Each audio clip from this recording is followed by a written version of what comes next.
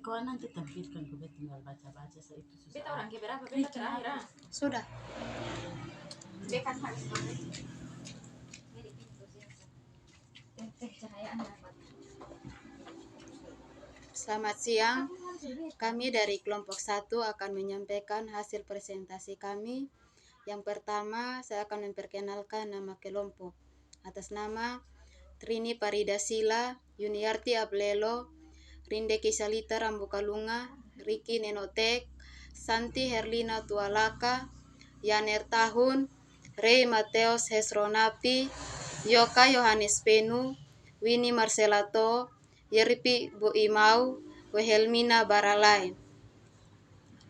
Topik pembahasan Kristologi dalam ilmu teologi Kristus.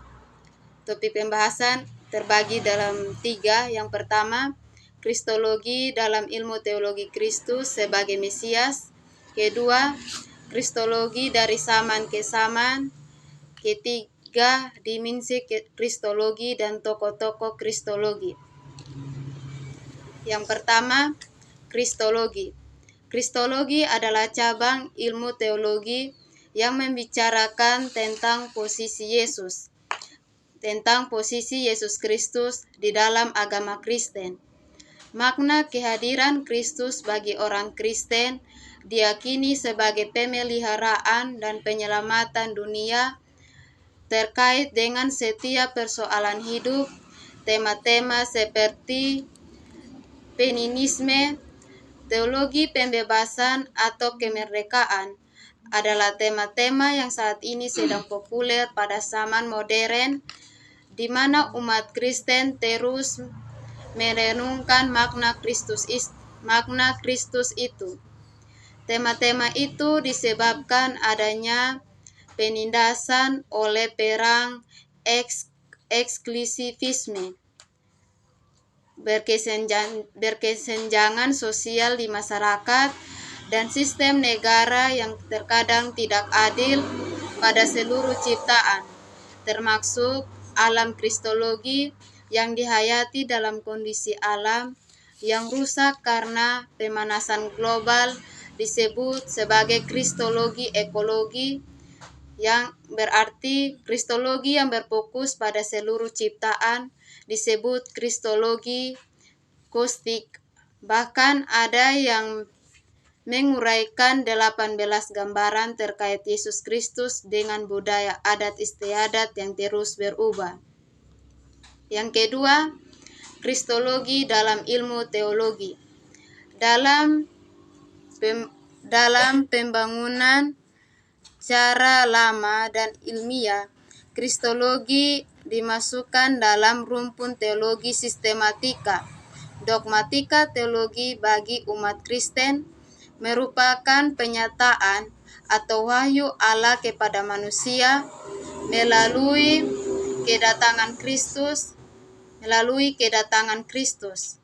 Kata kristologi berasal dari bahasa Yunani, yaitu kritos yang berarti Kristus, dan logos atau logi yang berarti ilmu, singkatnya ilmu Kristus. Pembaharuan tentang Kristus ini terkait dengan umat Kristen memahaminya dalam kehidupan sehari-hari. Yesus pada masa lampau hingga masa kini, sehingga perjalanan itu, maka tema digeluti karena masih relevan dengan masalah-masalah di setiap zaman kristologi, dan ajaran Trinitas tidak dapat dipisahkan satu terhadap yang lainnya, baik dalam sejarah, sistematika, dan dogmatika. Selain itu, aspek penting lain yang menyertai pembicaraan ini adalah mengenai keselamatan atau Kristologi. Pembicaraan tentang Kristus merupakan ajaran Kristen yang mempercayai Yesus Kristus sebagai Tuhan. Perdebatan tentang ketuhanan Yesus masih berlangsung sampai saat ini, setidaknya pada beberapa kalangan. Adanya perdebatan seputar paham Trinitas atau Allah Bapa, Putra, dan Roh Kudus yang berbeda-beda.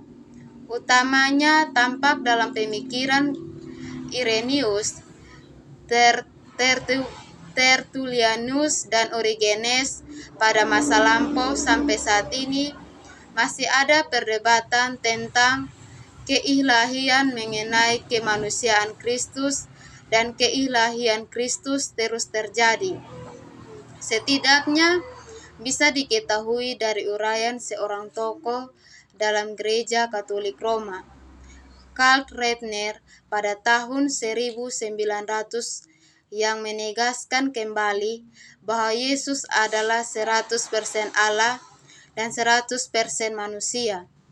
Di Indonesia dapat dibandingkan pendapat dari dua orang teologis, Jones dalam bukunya Berdamai dengan Salib, yang menggugat Jones Rahmat Siapa dalam buku Stereologi Salib. Baik, slide yang berikutnya akan disampaikan oleh teman saya, Trini.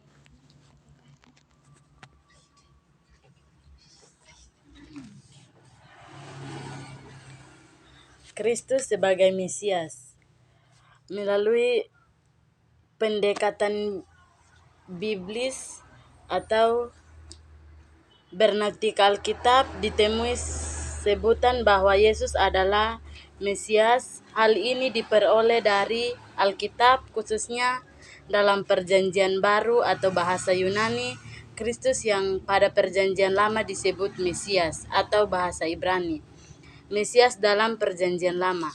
Mesias dalam Perjanjian Lama berarti keluarga Daud, raja yang selalu berjaya, digantikan Mesias dalam Perjanjian Baru menjadi raja yang dibangkitkan dari kematian. Raja kerajaan yang gilang gemilang pada masa akhir dan menjadi pemimpin religius, bukan pemimpin politik. Kristus memiliki arti sama dengan Mesias, yang artinya adalah yang diurapi, atau di dalam ajaran Kristen, kelahiran Yesus sudah membuat sejenak zaman nabi-nabi dalam Alkitab Perjanjian Lama, Nathan, Yesaya, Yeremia, Yehezkiel, Hagai, dan Zakaria. Mesias di dalam Perjanjian Lama dinanti oleh orang Israel untuk memulihkan bangsa Israel dari berbagai masalah, terutama politik.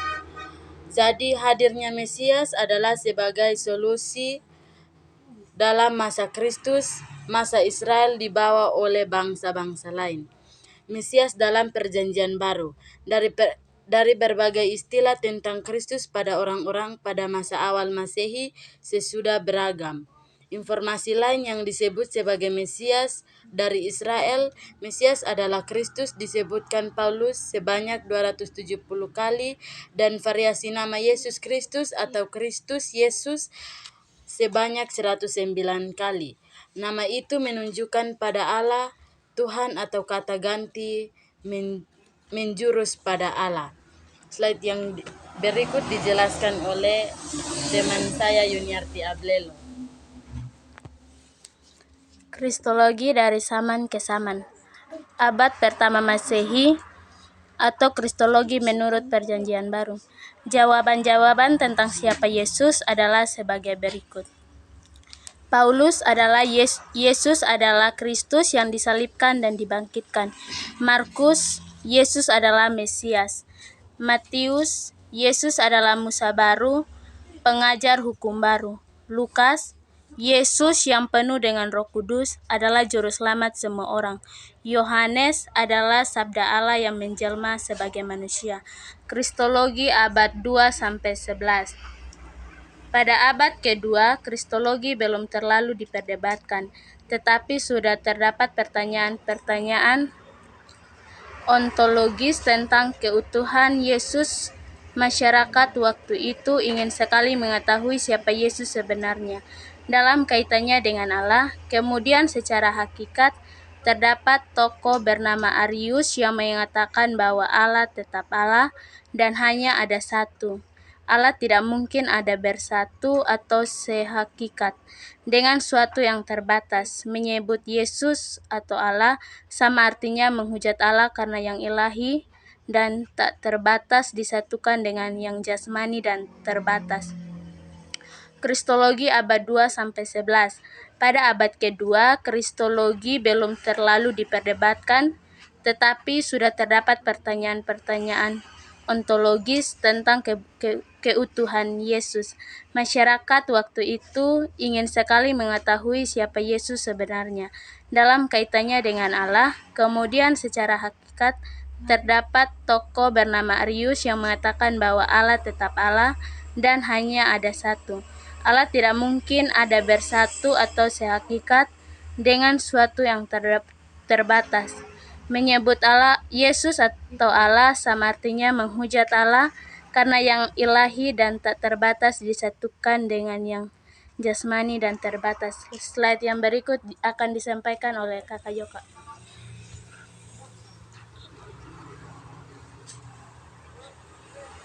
Ada berbagai ajaran kristologi, yaitu 1. Araniasme, 2. Anestorionisme, 3. Monofisitisme, 4. Konsili, 5. Kristologi feminis. Selama abad pertengahan hingga masa reformasi Protestan, ajaran tentang Kristus tidak terlalu banyak berkembang, ditandai dengan tafsiran filsafat saja oleh orang-orang Yunani. Luther dididik dalam teologi skolotik, tetapi karena pengaruh yang menurutnya dari Bapa Gereja Agustinus, dia kemudian merencanakan sebuah perubahan besar. Ia menolak skolastik bukan karena metodenya, tapi karena isi ajarannya. Dengan Roma 1 ayat 16-17, dia menemukan keadilan Allah Justitia Dei, di mana menurutnya sudah tidak ada lagi pada gereja Roma. Luther mengklaim bahwa keadilan Allah adalah bahwa setiap manusia dihukum sesuai dengan perbuatannya, tetapi diselamatkan oleh kasih karunia Allah di dalam Kristus. Pengakuan tertinggi bahwa Kristus yang benar itu mampu menyelamatkan manusia yang berdosa sebagai ajaran yang tertinggi. 6. Dan slide yang berikut akan dibacakan oleh teman saya, Ricky Nenotek.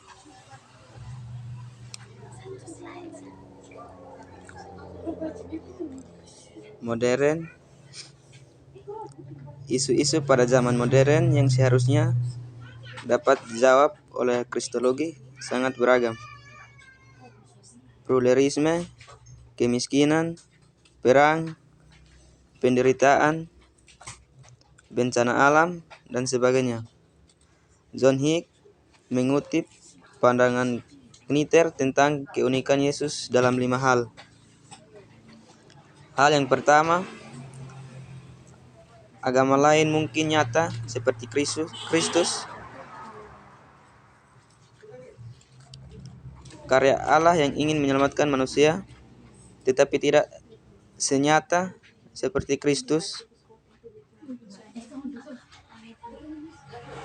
Agama lain lebih pada kemungkinan atau probabilitas. 2.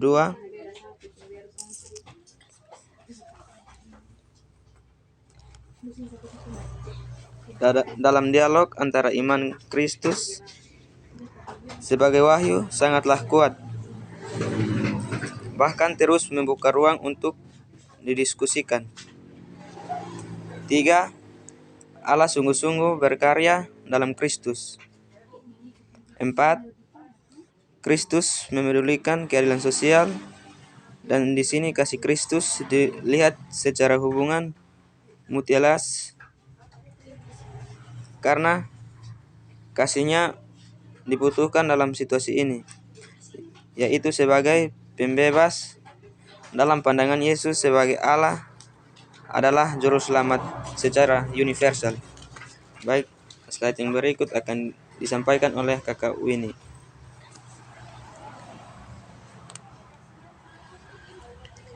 Baik, yang berikut tentang dimensi kristologi. Keutuhan Yesus atau keilahian Kristus. Yesus adalah Tuhan. Hal ini diyakini umat Kristen dan Katolik. Ini problem terbesar bagi orang Kristen ketika diperhadapkan dengan orang-orang beragama lain. Inilah yang membedakan umat lain, sebab tidak sama dengan tokoh-tokoh penganut agama lain seperti Krishna, Muhammad, Sang Buddha, Konfusius, atau Lao Tse. Namun Yesus Kristus diyakini umat Kristen sebagai satu-satunya jalan keselamatan. Keilahian Kristus adalah hakikat Kristus sebagai Tuhan. Sebutan Tuhan Yesus dimulai dari teologi di negara-negara barat, yaitu Lord Jesus, atau diartikan dengan Tuhan Yesus. Baik, slide berikut akan dibacakan oleh Kakak Wilmina. Baik, kemanusiaan Yesus. Pertanyaan pertama oleh Konstantinopel dengan filsafat Yunani bahwa Kristus tidak akan bisa menyelamatkan manusia sebagai Allah kalau dia tidak juga menjadi manusia. Hal ini bertolak dari Injil-Injil yang menceritakan Yesus sebagai manusia. Jadi manusia sebenarnya dapat dilahirkan melalui persatuan dengan Kristus melalui perjamuan kudus. Namun paham ini ditolak oleh seorang bernama Apollinaris dari Laodikia yang menyatakan bahwa dalam kemanusiaan kristologis, Ilahi menggantikan akal budi manusiawi dan mengurangi kemanusiaan dalam Kristus. Perdamaian Kristus berarti Kristus sebagai pendamaian antara Allah dengan manusia. Perdamaian ini diperlukan karena hubungan manusia dan Allah sudah putus disebabkan dosa-dosa manusia. Antara Allah yang kudus dan manusia yang berdosa terdapat jarak yang memisahkan. Jadi Kristus diutus untuk datang ke dunia sehingga hubungan ini bisa dipulihkan. Baik, yang berikut akan dibaca oleh Kakak Santi. Kristus Sang Pembebas. Kristus Sang Pembebas adalah makna yang selalu hadir terkait dengan penderitaan yang ingin dientaskan oleh Kristus, mulai dari istilah Mesias dalam Perjanjian Lama dan Kristus dalam Perjanjian Baru.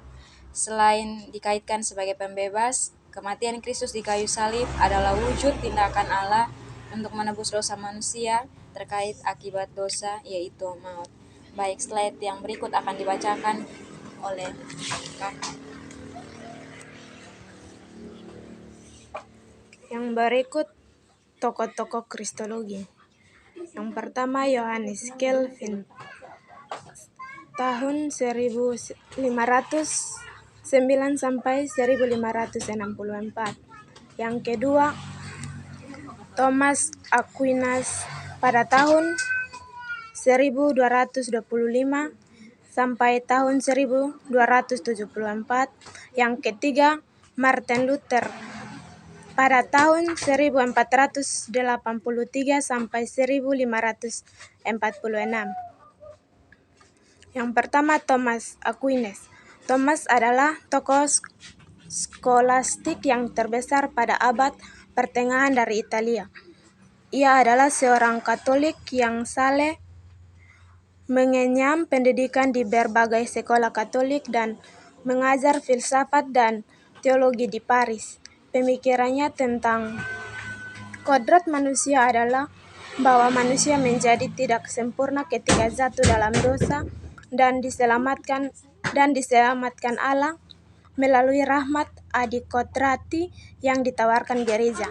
Yang kedua, Martin Luther adalah seorang imam Katolik di Jerman pada era Reformasi Protestan yang membawa pembaharuan sehingga gereja Lutheran terbentuk. Ajarannya tentang Kristus adalah bahwa setiap orang Kristen tidak bebas dari Kristus, melainkan bebas dalam Kristus. Yang ketiga, Johannes Calvin.